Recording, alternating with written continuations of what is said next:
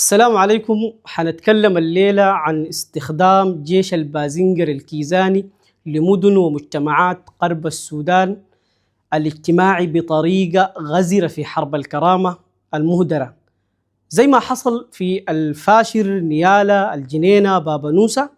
في المقابل شفنا الجيش الجهوي والعنصري كيف هرب سريعا من الخرطوم ومدني وسنجة، ورجع بعد ما أخلى أهالي الشمال قصف هذه المدن واستخدم فيها الأسلحة الكيماوية المحربة بشكل واضح يا جماعة. وزي ما بيقولوا زمن الدسداس والقطقطة انتهى. نشرح نحلل كيف بيستخدم جيش الكيزان الجهوي والعنصري مدن غرب السودان كساحات قتال طويلة الأمد لتحقيق أهداف متعددة، عسكرية، سياسية، اجتماعية. سريعا نتكلم عن الجوانب الثلاثة دي كلها، وبهمنا طبعا الجانب الاجتماعي أكثر، لأنه الجيش العنصري عايز يستخدم أهلنا النوبة في كادوغلي والدلنج. ولما نقول أهلنا النوبة بنعني المدنيين الأبرياء، بنقصد أمهاتنا، إخواتنا، أولادنا الصغار العانوا جميعا من ويلات الحرب من جيش البازنجر الجهوي العنصري اللي عايز بكرة يتاجر بشرف حرائرنا، حرائر النوبة.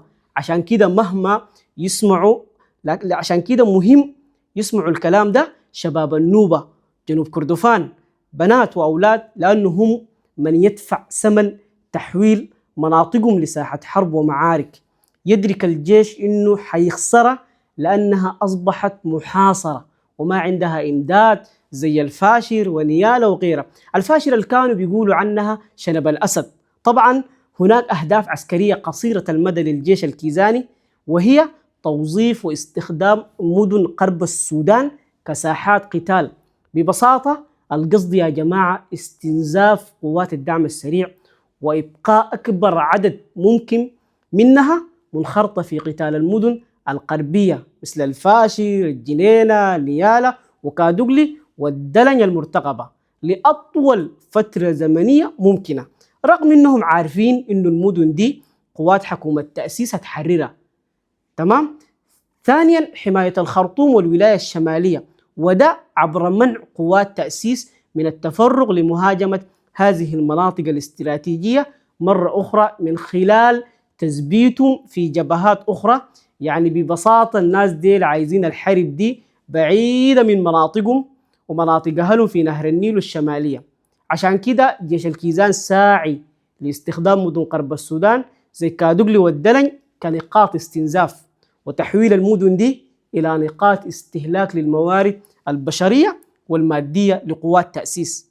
نلخص الكلام ده ونقول إنه جيش الكيزان العنصري بيسعى من وراء ذلك لتثبيت واستنزاف قوات تأسيس عموما بتحويل مدن الغرب، تمام، آخرة الدلن، إلى جبهات قتال طويلة ومرهقة بين قوسين نقاط استنزاف.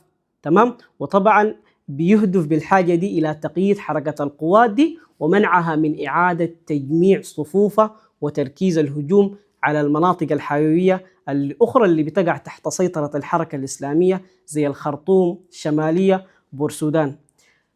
برضو في أهداف سياسية واجتماعية بعيدة المدى.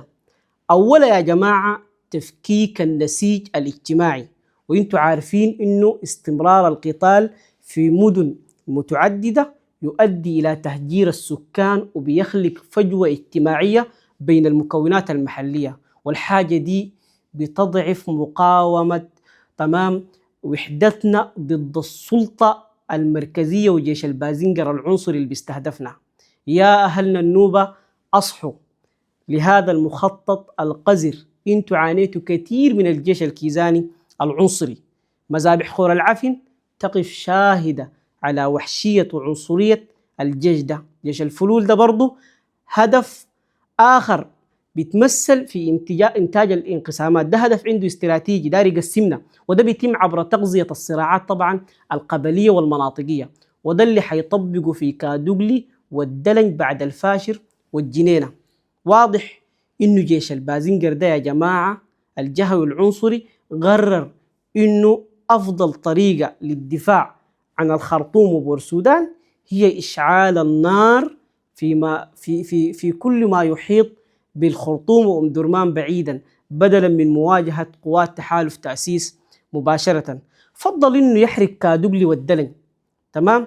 وغاد في الوقت ده غادت الجماعة دي في بورسودان بيحتسوا النبيذ والشاي وبيتكلموا عن السيادة الوطنية والخطوط الحمراء، طبعا عبر صفحات القونات والبلابسة.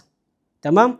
طبعا بيقتلوا أولادنا اللي قاعدين الآن بيدافعوا عنهم، في وقت أولادهم خارج السودان في قصور تركيا وفي القاهرة، وطبعا مستمتعين بمالنا نحن، مال ما حقنا منهوب.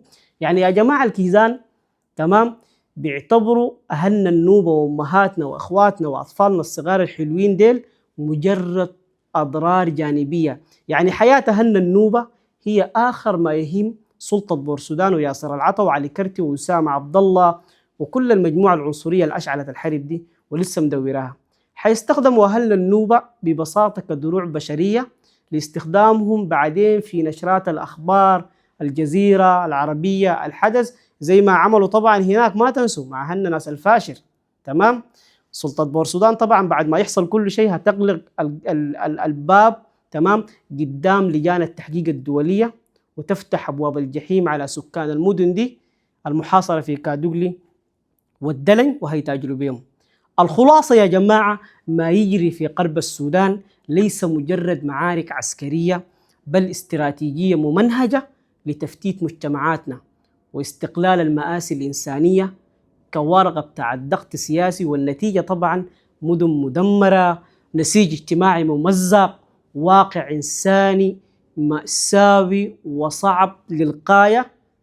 لذلك نعيد ونكرر: تحركوا يا أهل النوبة، كبار وصغار، شباب وشابات، أضغطوا جيش الكيزان العنصري ده يتخارج برا من كادوغلي والدلن بنفس الطريقة اللي هرب بيها من الخرطوم ومدني وسنجة. وانتوا عارفين انه اغلب الجنود من ابنائنا ابناء المنطقة، يعني القاتل والمقتول هم اولادنا.